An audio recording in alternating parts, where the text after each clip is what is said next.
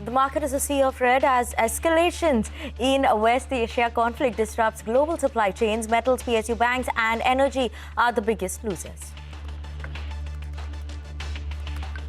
CNBC-TV18 learns that Gujarat Gas is slashing supplies to industrial customers. Other city gas distributors may also need to trim flows as imports from the Middle East, especially Qatar, are disrupted. Larsen & Toubro slumps as its high West Asia exposure ups fears of execution delays. Rice exporter KRBL hopes for a quick end to the conflict as the region accounts for 60 to 65% of Indian rice exports, and this is peak season. Rupee falls nearly 1%, touching fresh all-time lows of 92.3 versus dollar, following a sharp rise in crude prices in the dollar index and on huge foreign selling of Indian equities. Experts say a $10 rise in crude prices can have a 0.5% additional impact on India's current account deficit.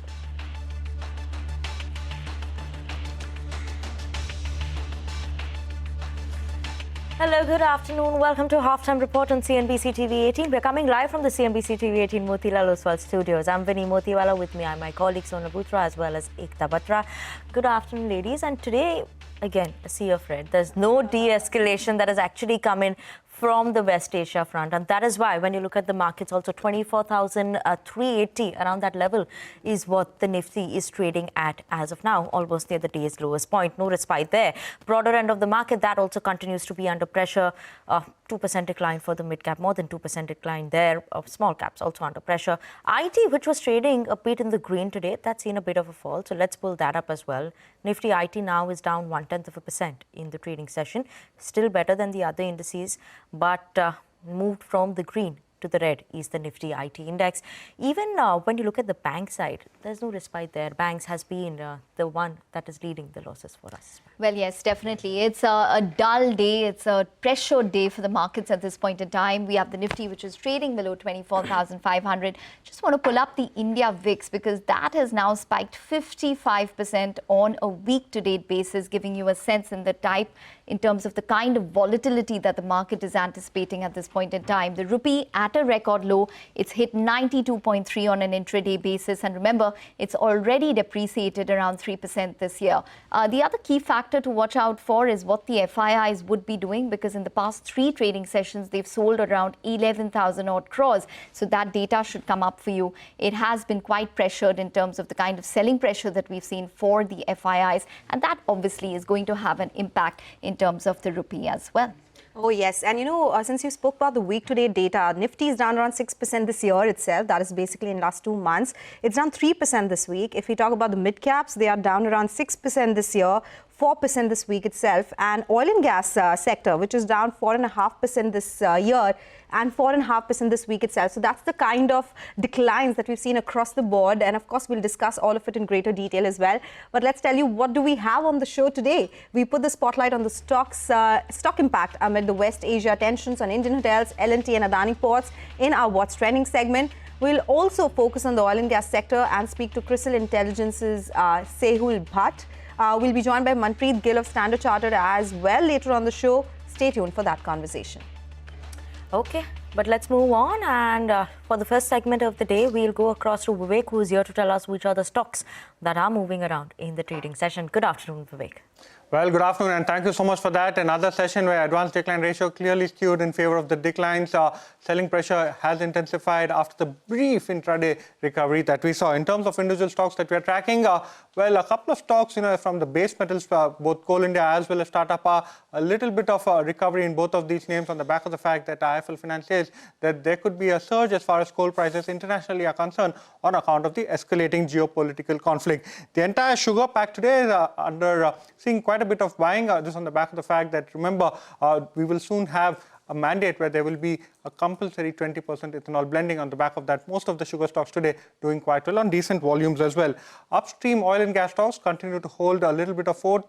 Oil India, Chennai Petro, MRPL, all of these names trading with gains today. Bharti Airtel, remember, the company held a conference call with analysts over the weekend, post which a whole slew of notes came. That particular stock has recovered quite sharply from the intraday lows. And Tejas Network, this particular stock, clearly an outlier, continues to surge higher in the session. Another high today, cooled off a little bit from the day's highest point. On the other hand, quite a few laggards as well. Companies with West Asia exposure, some names we will be discussing in depth later on. So names like JSW Infra, Vatek Waba, KEC, Kalpataru, all of these names under significant stress. The entire PSU banking space today seeing quite a bit of selling pressure. Bank of India, Bank of Baroda, SBI, all of these names under significant pressure and on high volumes as well. Supply cut worries are something that you alluded to a little earlier across the oil and gas space, across the LNG space. So names like Petronet, IGL, MGL, all of these names are falling quite sharply. And metals today, Monday you did see most of the metal names managing to hold on to some gains, but today they too have fallen quite significantly. SAIL, Tata Steel, Jindal Stainless. And lastly, gold and silver prices have cooled off quite significantly from recent highs. So names like Muthoot as well as Manappuram too under some selling today. Okay, all right, Vivek. Thanks very much for that. But you do have to stay back and give us more details with regards to the impact of stocks and the conflict. In fact, that is our What's Trending segment today. And the top of mind is the geopolitical tensions in the Iran, US and Israel conflict, which is rippling through stocks with West Asia exposure.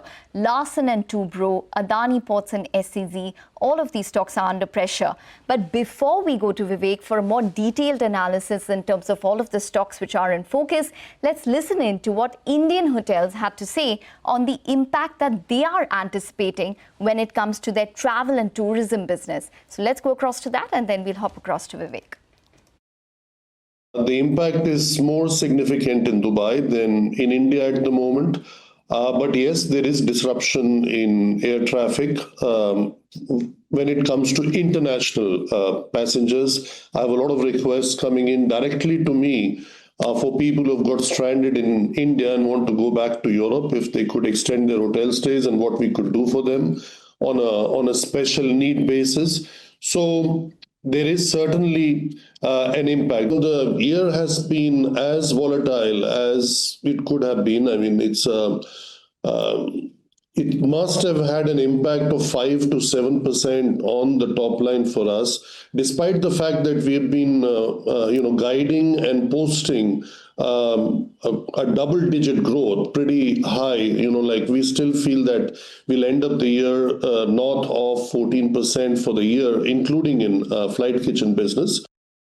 All right, that's what coming in from Indian hotels, quantifying the impact on top line because of the geopolitical tensions that we have seen so far. In fact, let's get Vivek back in to talk about the impact on L&T and Adani Ports. Vivek?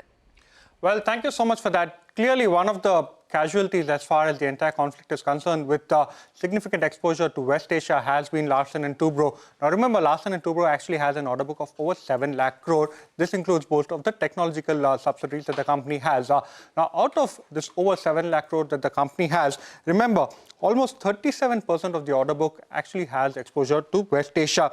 And 33% of the order inflows that the company has received in FY26 so far has actually come in from this particular geography itself. So why is the street worried about most of these names? Number one, of course, execution risk across most of the projects that the company currently is executing over there. Along with that, there has been some damage as far as infrastructure too is concerned.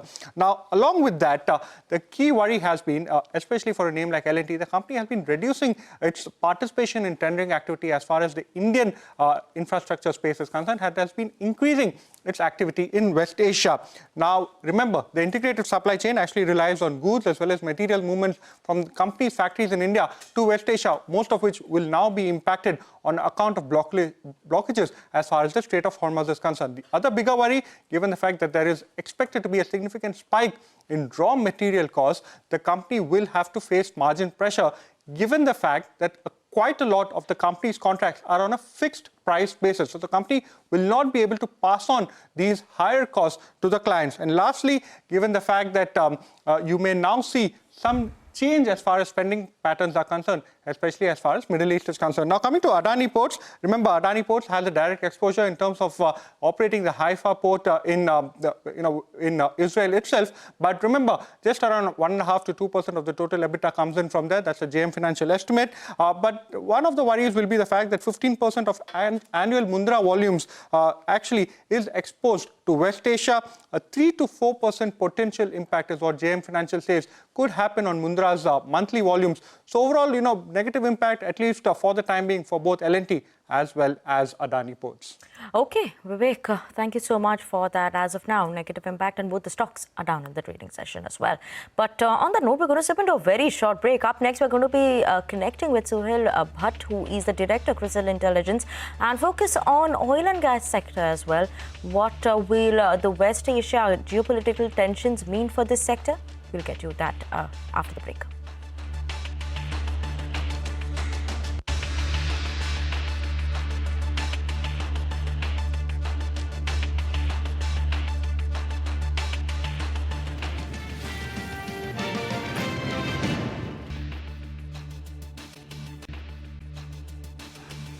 Welcome back. Well, definitely a pressure day. We have the mid-cap index, which is down around 2.6% at this point in time. The advanced decline ratio, very similar to what we saw on Monday. It's extremely dismal at this point. 937 stocks advancing to over 3,400 stocks declining. So that's what you can see on the stock exchanges at this point in time.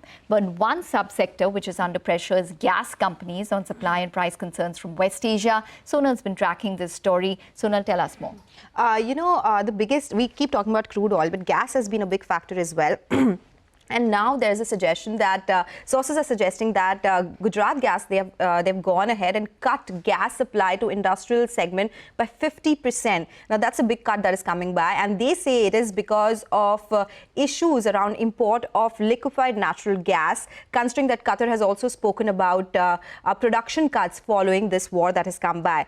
Sources are also suggesting that IGL and MGL, they will follow suit. However, the cuts will not be as steep as Gujarat Gas because they have limited industrial exposure as well. Nevertheless, this will be a big margin problem and volume problem for these companies. Citi has put out a note where they indicate that Qatar's LNG halt has raised near-term risk for India's gas value chain because it supplies around 40 to 50% of India's LNG. Now remember, India imports 50% of its total gas requirements, out of which 40 to 50% is coming in from Qatar, which will lead to high global prices, which will lead to supply concerns, because of which the likes of Petronet LNG will see volume pressure, GAIL will see volume pressure as well, though it does have other segments as well to basically balance it out. Gujarat Gas, again, now they are cutting down on volumes. There could be margin pressures as well. Kotak says Strait of Hormuz is around 20% of global petroleum and gas transport, right? This is something which will be the key to watch because India will face elevated exposure. There are limited strategic reserves as well, around 8 to 9 days for oil and none for gas, actually. India is vulnerable if the disruption persists as well. And for oil refiners, while volumes could be sustained, costs will sharply rise with higher crude costs, logistics costs. So it is a situation where we need to continuously monitor what kind of imports we are getting, both for oil and gas. To take this conversation forward, we have Suhail Bhatt, who's the director at CRISIL Intelligence, joining in now. Suhail, thank you so much for joining in. Give us a sense of how much have gas prices risen by since the time we have seen this conflict start. And in terms of strategic reserves, we don't have much for gas. So are spot LNG prices way higher? And is it easy to switch your sources in terms of gas imports? So I think, Sonal, as you rightly put in the context before this question, the situation is concerning. Especially the concern is slightly higher for gas compared to oil because of the fact that the inventory holding period for gas is relatively lower compared to what we have in crude oil. And both from pricing as well as from a procurement point of view, the risk continues to be high for the country, given that while the share of gas in the overall energy mix is slightly lower at 6%, but the dependency on import is as high as 50%, and that too from the region of Middle East, it's a significant number, equivalent to 40% from Qatar. So put together, when that supply stops for some days, it leads to a procurement-related concern, and that's what we have already started seeing in terms of price recalibration. So in some of the instances, we have seen prices almost going to the extent of 1.9 to 1 or 2 times compared to a normalized level that we had seen pre-conflict. While it may not be sustainable because it's driven by the current conflict, once things normalize, again, the range-bound nature of spot prices of LNG should come in. But right now, the prices are too elevated, and that may not be viable from the cost economics for many of the industrial and commercial consumers. Now, when you look at the gas consumption, especially the end-user sector, from a volume point of view, we have fertilizer, we have power, we have CGD, refiners, and so on, petrochemical. But I think from a priority point of view, the dependency on LNG is relatively higher. Within the CGD pack, I think the industrial and the commercial verticals are the ones which we see getting impacted the most. And we've already started seeing that in terms of market action on ground. Like you indicated in your previous point, some of the consumer segments will have an implication, not just in terms of a price escalation, but also in terms of availability in a couple of days to go ahead. So I think, yes. Yeah, so what happens to APM gas allocation then? It is largely for CNG space itself, right? If we talk about the gas space in particular, do you think there could be some cuts or deallocation there as well that could come by? And it could ultimately mean higher prices for consumers in the CNG and PNG space. Do you think that is also a possibility? So reallocation, we need to see and watch out for the updates from ministry. But I think in terms of the exposure that industries or end users have on the LNG side, I think the first layer is directly the industrial consumers of CGD. Second impact comes in on refiners and petrochemical. And I think for them, the alternatives would be to shift to naphtha. The industrial consumers in some extent could go to fuel oil and the LPG for industrial consumption. But again, we see some escalation of pricing on those alternate mixes also. I think the third layer could come in the power, but that happens when you have first two layers get impacted. We also see that power from the criticality and fuel requirement and priority point of view may not be impacted immediately. But obviously, the first impact could be on industrial consumer and then refining and petrochemicals. Okay. Sehul, just a quick question. Have you faced these kind of scenarios before? And historically, what has taken place in terms of the price movement? See, the current scenario is quite different, and even the previous 2-3 years, global escalation that we had seen in 2022 and in 2023-24, I think the extent of severity to the current scenario was never seen. And the reason I'm saying so is on account of the supply shrinkage that we are seeing to the quantum that was not seen in the past. So the entire region, which is a key producing nation for gas, for the global trade, not just decides to stop the supply, but also the entire choke point is now under constraint. So I think these scenarios were not seen in the past and hence may not be a right reference to compare with the historical trends. Okay, Sehul, thank you so much for joining in this afternoon, explaining us the impact of what it would mean for the gas space as well, and even the oil space. Thanks so much for joining in. But on that note, we're going to slip into a very short break. But after break, we will be connecting with Manpreet Gill of Standard Chartered on the West Asia tension. Stay tuned in.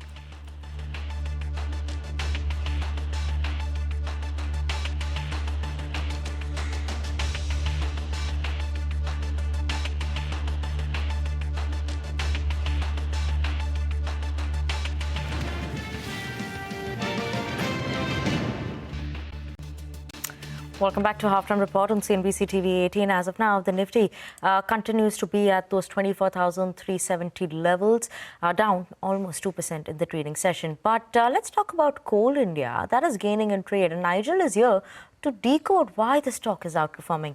Nigel, afternoon. Well, Coal India's recent updates haven't been very, very encouraging, actually. The production in February was only marginally higher, while the dispatches were actually slightly lower. That's February versus February of last year. Even if you look at the first 11 months of the fiscal, both the production as well as dispatches numbers, they're down between 2 to around 3% or thereabouts. Even the February e-auction update, well, that was fairly mediocre. No big reason to get very excited about that.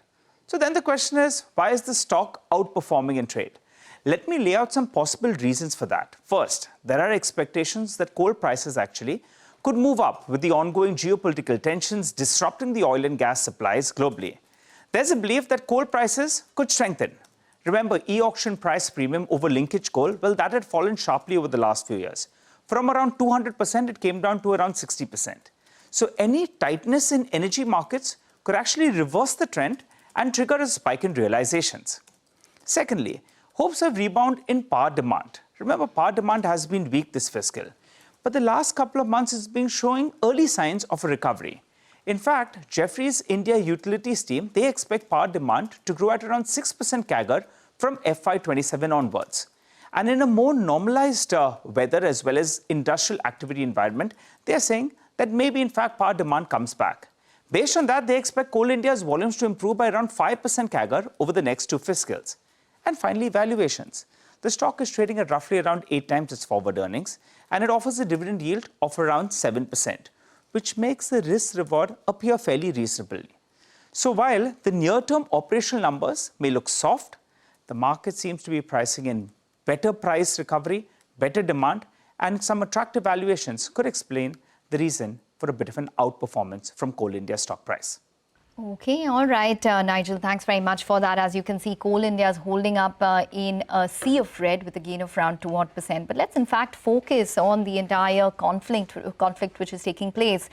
We have Manpreet Gill, who is the Chief Investment Officer of Africa, Middle East and Europe, Stancy, joining in now. Manpreet, hi, thanks very much for taking the time out. You know, before we start discussing the scenarios taking place with regards to oil, etc., just wanted to ask you what might be your thoughts in terms of steel, because what we are seeing at this point in time in the Indian equities is that a lot of the steel stocks are sharply lower.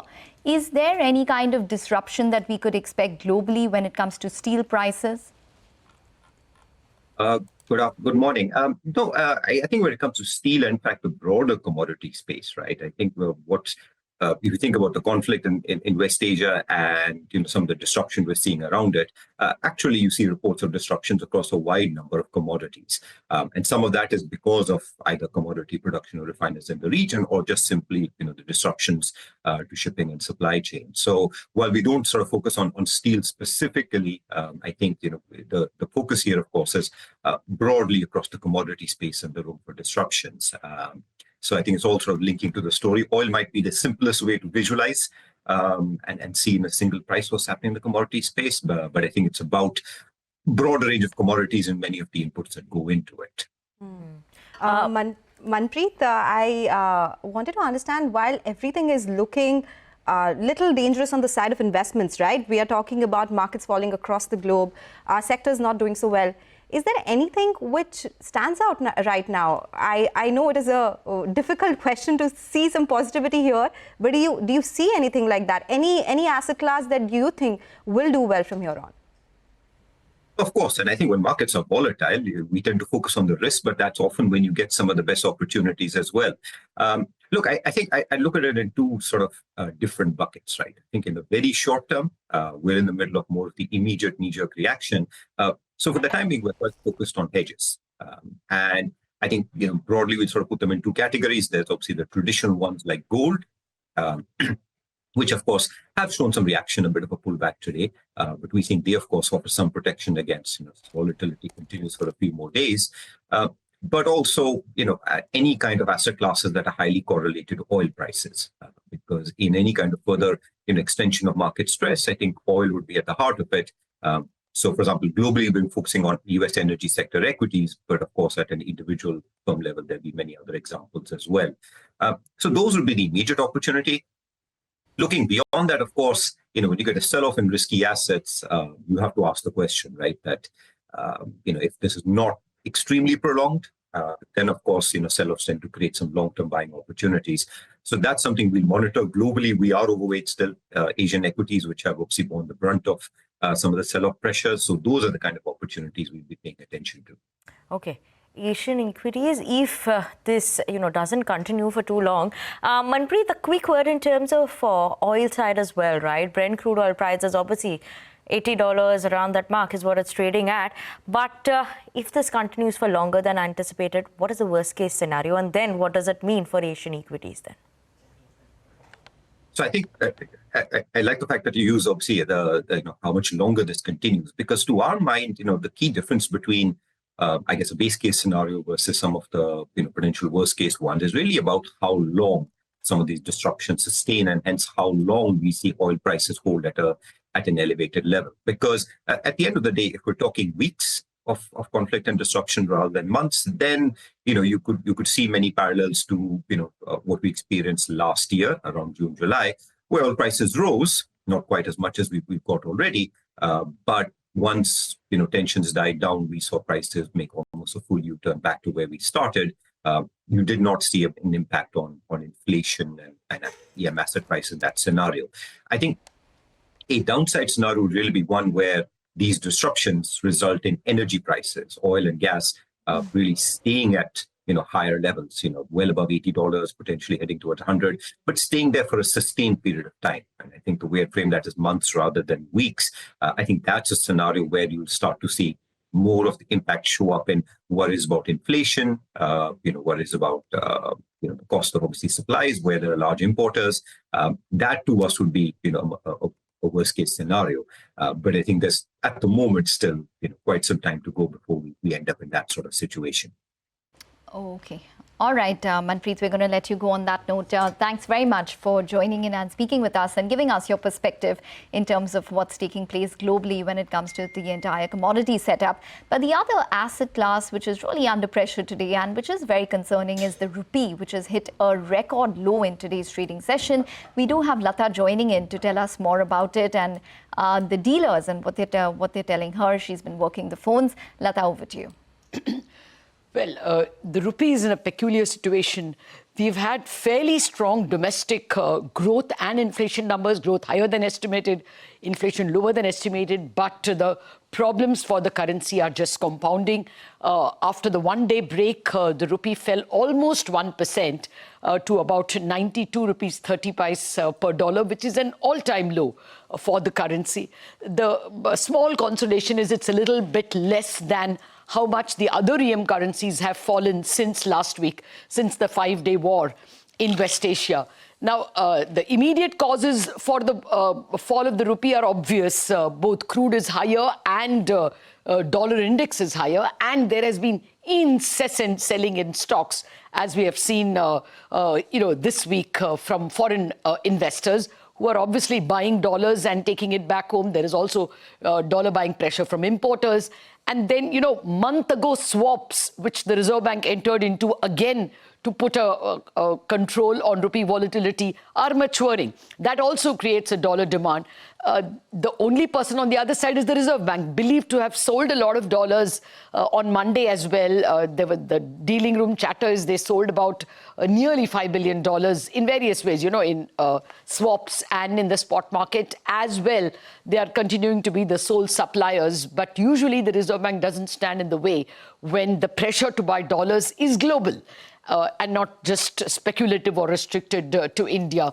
There is a longer-term consequence which we have to look at. Economists are calculating that a $10 rise per barrel in the price of crude usually increases the current account deficit by 0.5%. And already the latest data that we have on the external account, on Monday, the balance of payments data for the third quarter was released. And there, the balance of payments deficit, which means current account plus capital account, was a deficit of $24 billion in one quarter. The economist calculation was actually 20 billion. So it's even worse than what the system was prepared for.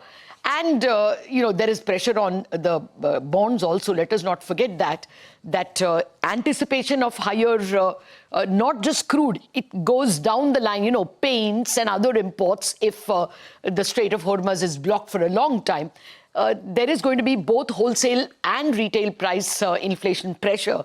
So even though we are at very low levels of inflation, the expectations of a rate cut, which seem to come even from the Reserve Bank governor in his interviews and speeches, that vanishes, and the system has to prepare for a hardening of yields. So this is an all-round problem for the Indian economy as well.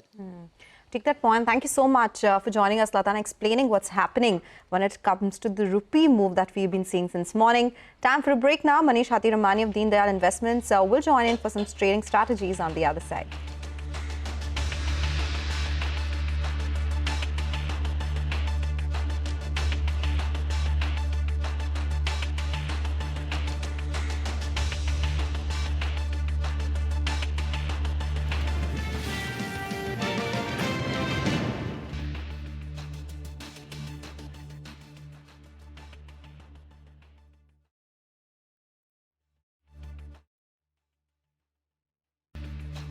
Welcome back. Below the 24,400 mark, it's red across the trading screen. Let's get in a technical check. Manish Hathi-Ramani of Deen Dayal Investments is joining us now.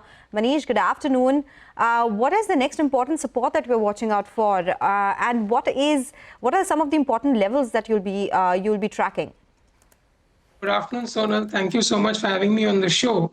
In our last interaction, we had discussed that while the markets had been trading sideways, the crucial level was really 25,350. We broke that level on a closing basis on the 27th of February, and thereafter we've seen a bloodbath. We are currently again around a very strong support level of 24,300. If we close below this level, we should be seeing 23,950 to 24,000 as the next target. The upside is currently capped at 25,200 to 25,300. And unless we close past those levels, the market won't turn bullish for the longer term. Manish, any individual names that you're looking at then today? I'm working with one sell and one buy. The sell is on Tata Steel, which is for a target of 185, stop loss of 215. This stock resisted around the 215 level, and then we broke down after a sideways patch. The move is well backed by volume. The buy is on a BEL, which is for a target of 465, stop loss of 440. 440 was a resistance level for the stock, and we have crossed that consistently with healthy volumes. If we get past 465, the stock can go further to 475. Manish, hi, welcome to the show. A lot of these frontline stocks such as Tata Steel, Larsen & Toubro, SBI Life, Apollo Hospitals, Maruti, they're showing steep cuts at this point in time. Do you think that it's prudent to maybe nibble into a couple of these stocks? What do the technicals tell you? Actually, none of them. All of the names that you've just taken have broken crucial support structures. And even if I had to buy them higher, I would rather wait than nibble right now, because we will need early stages of being able to buy, which currently we don't see. All right. Thank you so much, Manish, for joining us today. So those are some technical levels to watch out for on the Nifty and some individual names from a trading perspective.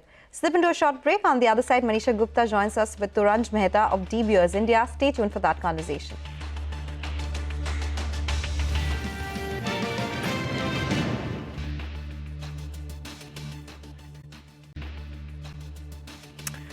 Welcome back to Halftime Report on CNBC TV18. Now let's shift focus and put the spotlight on the metals pack as well. And in the world of commodities, what's happening there?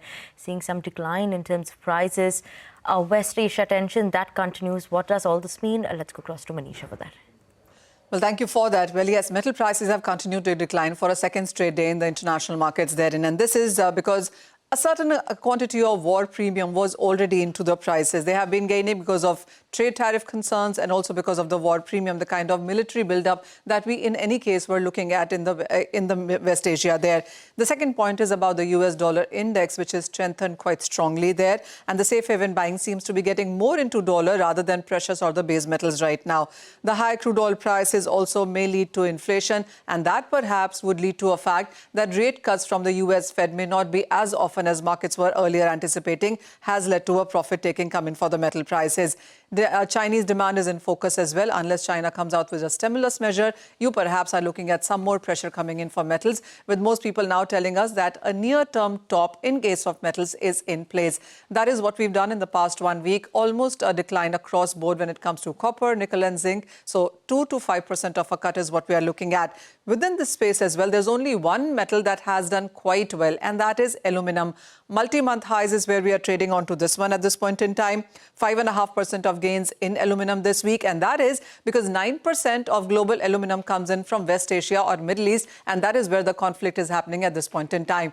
There also are reports from Qatar Energy saying that they are halting production of aluminum and certain other chemicals. Let me also remind you that the LME inventories on aluminum have been constantly declining, and aluminum is an energy-intensive metal. So every time that you will see the crude oil prices going higher, that means you will see aluminum prices gaining as well, and is the reason even as the precious metals and base metals have been declining, aluminum clearly a very bright spot within that space at this point in time. But with the Middle East tensions and the conflict therein, there are various other sectors which also are facing problems. Turanj Mehta is VP Marketing De Beers. She now joins in to talk about that and the overall demand estimates as well for the diamond market going forward. Turanj, hi, thank you so much for joining in. I mean, we've been talking about this and we understand that when it comes to Dubai, it is a major hub of trading rough and polished diamonds. India especially gets nearly 40 to 60% of its diamonds from Dubai, or rather via Dubai. With what's happening in Middle East, how concerning is it to you as an industry? It is the situation is a bit is not a very positive one, and it is something that we are mindful of. We are looking at ways in which we can actually work things out to reduce the pressure there. Taranj, we do understand that nearly 250 diamond merchants from India maintain offices in Emirates. And what is the feedback from there? Is the movement totally, completely halted as of now? It's a bit too early to say just now. There is a discussion going on with the merchants. I'm assuming that there will be a resolution that they will find very soon. Taranj, I do understand that it's too early to say, and it's been just 5 days therein. But if it continues to be like that, and if it's 2 weeks and 3 weeks, is there a contingency plan? Is there a plan B? What kind of conversations are you having with the ministry and the regulators then? Right now, I'm not at liberty to say. I will, once we do have something to let you all know, we will. Fair point. Let me also come to you, Taranj, with the overall demand estimates then. And we do understand that natural diamond in the last quarter, last 6 months actually has done quite well. And there has been an access study that you have done too. What really does that reveal? What is India's penetration number? Who's buying? What ticket size is really working for India? So what we've seen here in India is extremely positive. Whilst we have done the acquisition study, what we found is that the penetration for diamonds has increased from 2022 to now it is at 15%, which gives us a lot of headroom also, in the sense that there is enough demand to be had and enough demand to be generated here in India as a market. The second point is that overall, when we are looking at consumption in India, all the macroeconomic indicators are really high. So your GDP is estimated to be at 11%, geopolitical up and down notwithstanding. And if you have to look at the number of households moving into the high income category, it's moving from 32 million now to about 67 million in 2030. So there is a large demand generation that is going to happen, which is extremely positive for India. Taranj, I was reading the data as well, and it says that Gen Z now contributes 50% of the total market value. What age group is this, and how much of a spend is coming in from this age group? So if you were to look at it, Gen Z has also now moved into the adult category, certain part of Gen Z, and that is quite encouraging, because when we are looking at purchase, Gen Z really understands value and understands things that matter in terms of traceability, sustainability, and they understand that certain things hold precious value, and that's why we've seen that there is about 51% of purchase happening by Gen Z and 35% by millennials. So that is the largest chunk. This age group would be from 18 to 64 is the whole age group. So the Gen Z age group would be about 18 to 25, 30. Interesting.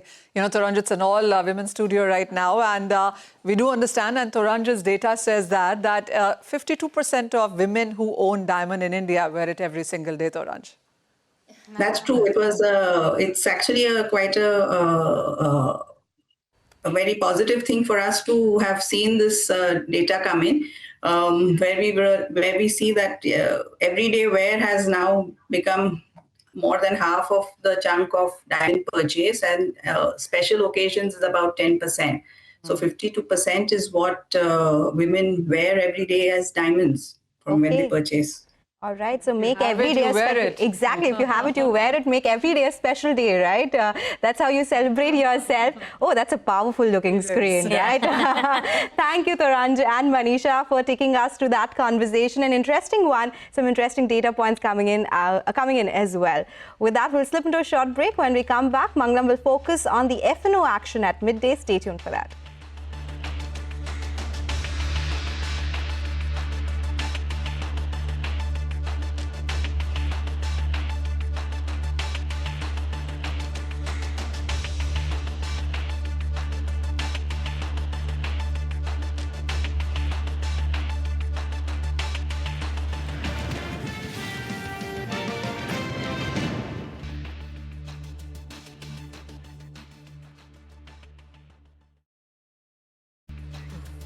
Welcome back. Well, pressured for the markets, we have the BSE small cap index, which is down around 3% at this point in time as well. So just watch out for the broader markets where that seems to be the exaggerated kind of pressure that you're seeing.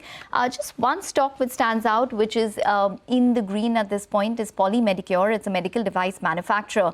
It's holding up with a gain of around 3 to 4% at this point in time. There are a lot of meetings lined up with investors in the next couple of days. So maybe that's holding up in terms of sentiment on account of that.